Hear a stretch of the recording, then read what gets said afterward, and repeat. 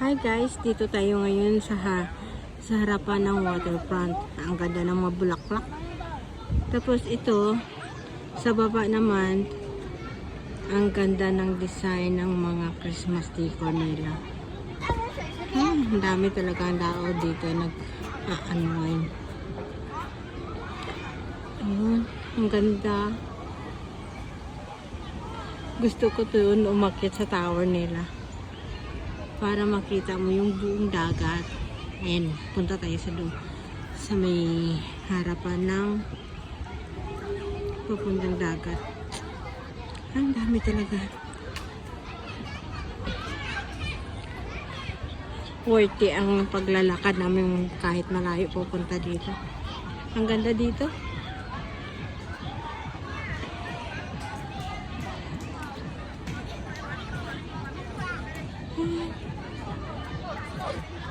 Ang cute naman itong bulaklak na to. Ayun.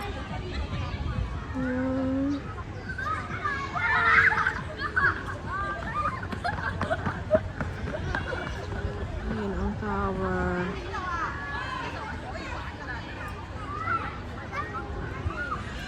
Ang ganda. Nakaka-relax.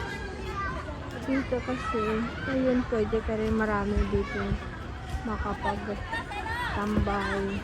Saka marami dito. Ang iba nagdadala ng tent na parang nagka-camping. Ayun, ayun, marami nagka-camping, nagpipiknik. At saka ito dito sa tabing dagat ito. At saka meron dito sa lalim ng tower. May bilihan din ng pagkain kung may nagugutom ka. At ito, tabing dagat na to.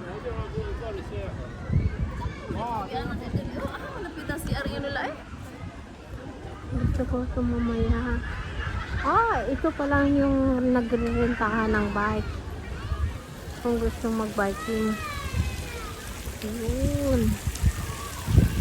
Mamaya gusto ko mag-bike. Ang daming ibon ng map. Ano ba yung pangalan ng ibon yung puti na yun? Ang dami. Okay guys, dito lang muna ha. Thank you for watching. Bye!